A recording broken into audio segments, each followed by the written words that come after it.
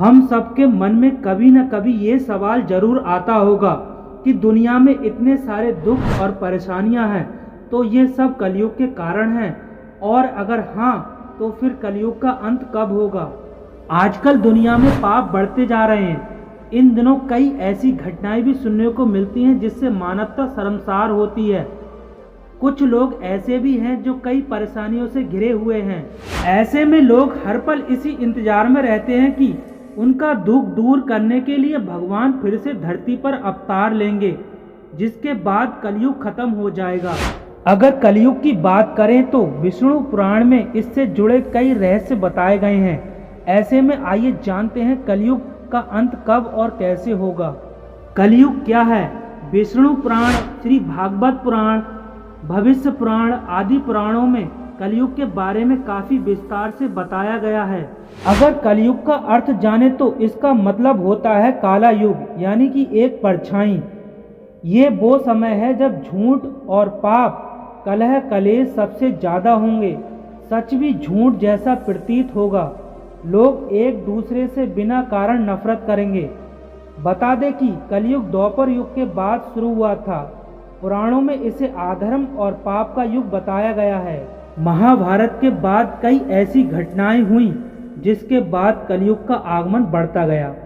श्री कृष्ण का मानव शरीर छोड़कर बैकुंठ जाना, पांडवों का स्वर्ग जाना और यदुवंशी कुल का नाश।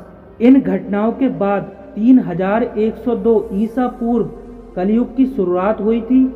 आज के समय तक 5126 साल बीत चुके हैं और अभी 4,26,882 साल वर्ष हैं।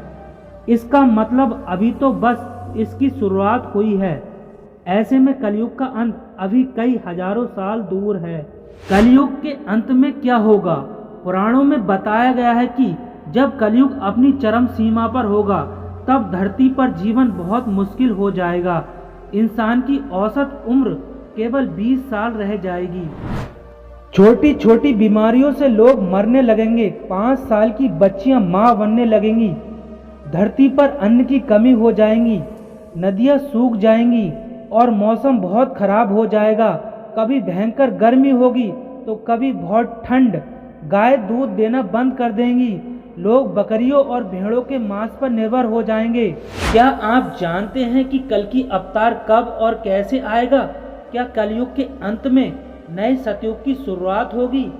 महाभारत में श्री कृष्ण अर्जुन से कहते हैं कि मैं कृष्ण प्रत्येक युग में फिर से अवतार लूंगा, अच्छाई की रक्षा करने, बुराई का नाश करने और धर्म की पुनः स्थापना करने के लिए। महाभारत में एक ऐसी कथा छिपी हुई है जिसे अर्जुन को सुनाया गया था, जिसका रहस्य कोई नहीं जानता। ये एक भविष्यवाणी है जो अब हमारे सामने सच हो रही है।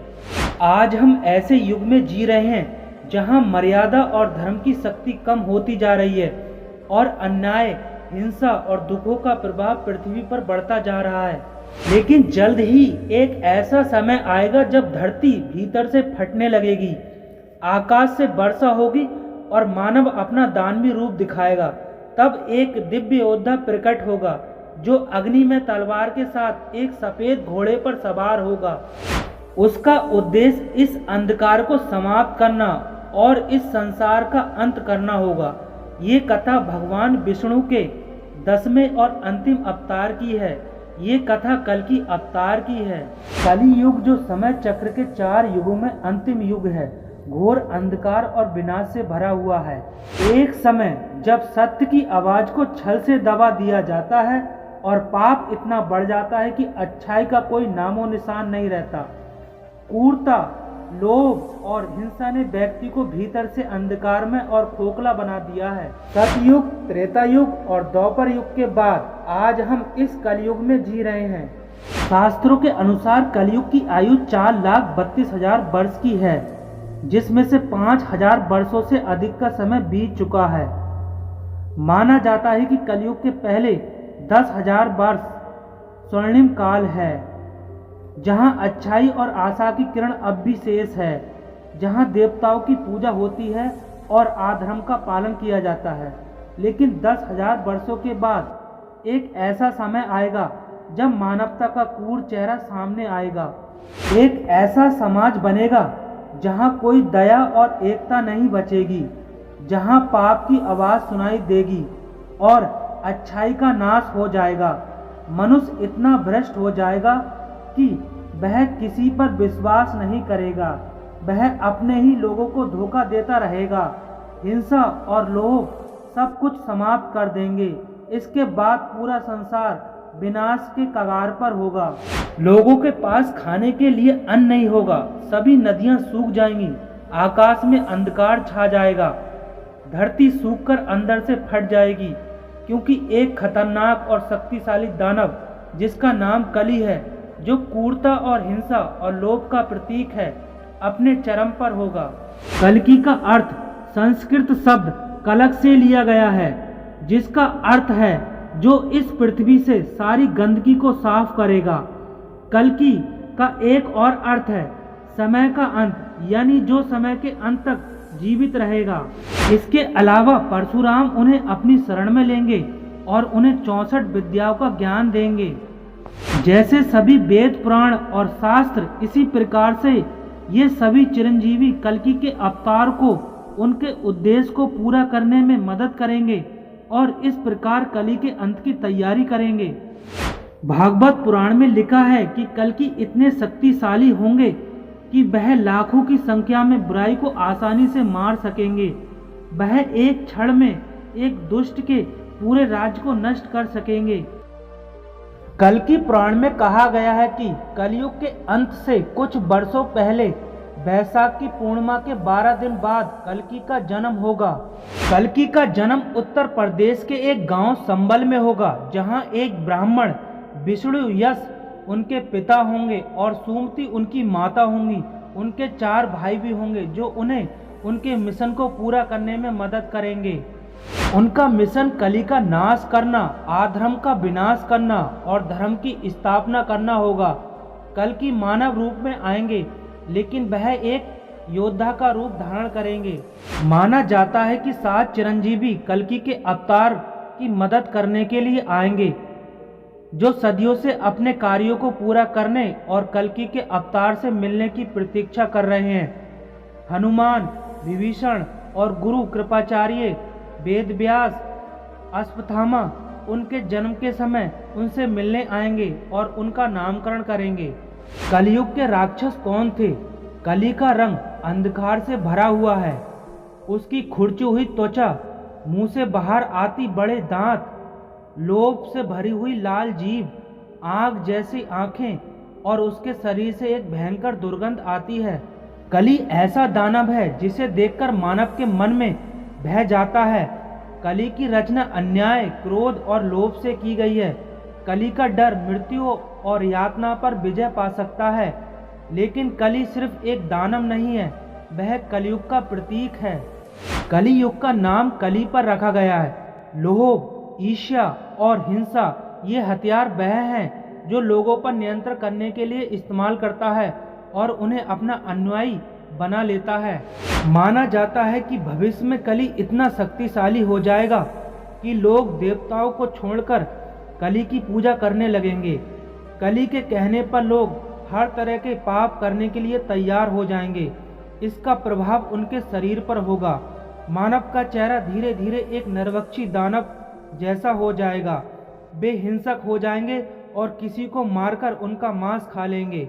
पुराणों में बताया गया है कि जब पाप अपने चरम पर होगा, तब भगवान विष्णु कल्कि का अवतार लेकर आएंगे। ये पापियों का नाश करेंगे और फिर से धर्म और सत्य की स्थापना करेंगे। इसके बाद सतयुग की शुरुआत होगी।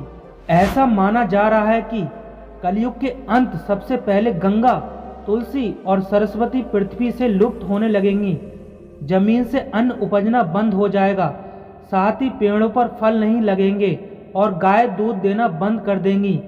देवी देवता पृथ्वी को छोड़कर अपने धाम लौट जाएंगे। कहा गया है कि चाहे कलयुग में कितना ही पाप क्यों न बढ़ जाए, लेकिन एक दिन उसका अंत जरूर होगा। उस वक्त भगवान अपना आखिरी अवतार लेंगे, जिसे कल्कि अवतार कहा जाता है। कल्कि अपने घोड़े पर सवार होकर कलयुग का अंत करेंगे और फिर एक बार धरती पर सत्य और धर्म की स्थापना होगी। ये भी माना जाता है कि अभी भी इस धरती पर 7 ऐसी महान आत्माएं हैं जो अमर हैं। उनमें हनुमान, अश्वत्थामा, परशुराम, महाराजा बलि आदि शामिल हैं। ये 7 अमर आत्माएं भगवान कल्कि का साथ देंगी और कलयुग को अंजाम देंगी, तभी इन्हें मुक्ति मिल पाएगी।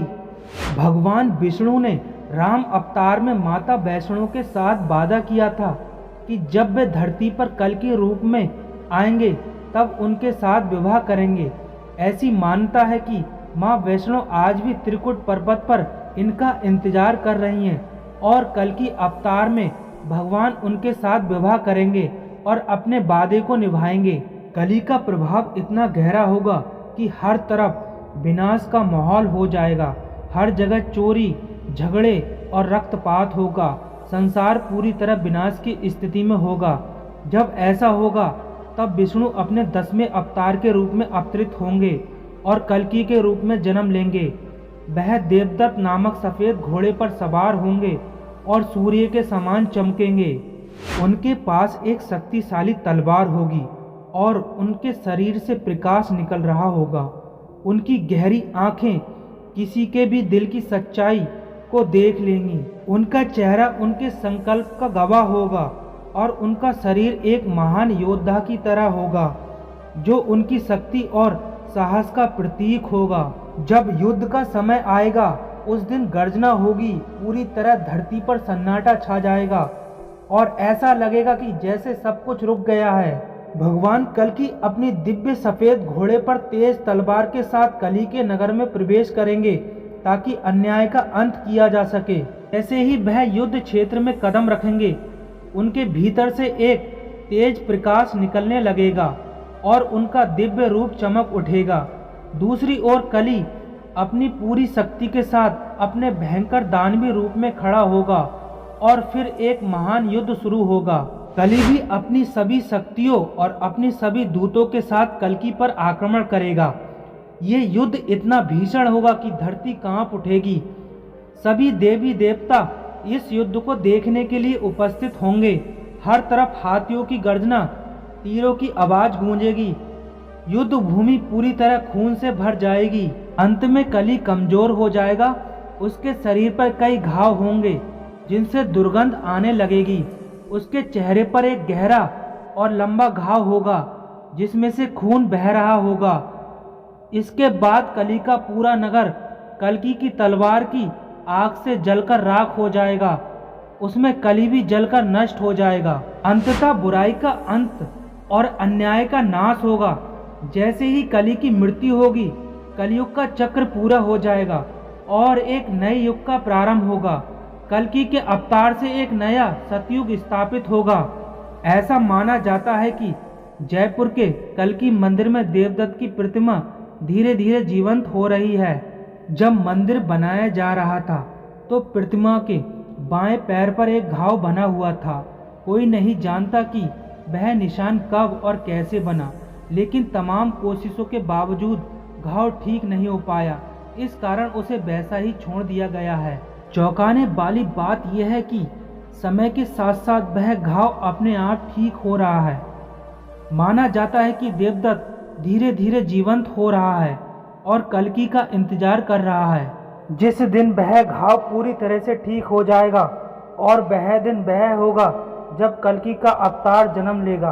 कुछ लोग ये भी जानते हैं कि घाव तेजी से ठीक हो रहा है क्योंकि मानवता समय से पहले ही बुराई की सीमा को पार कर रही है और कल्कि समय से पहले ही इस पृथ्वी पर अवतरित हो जाएंगे।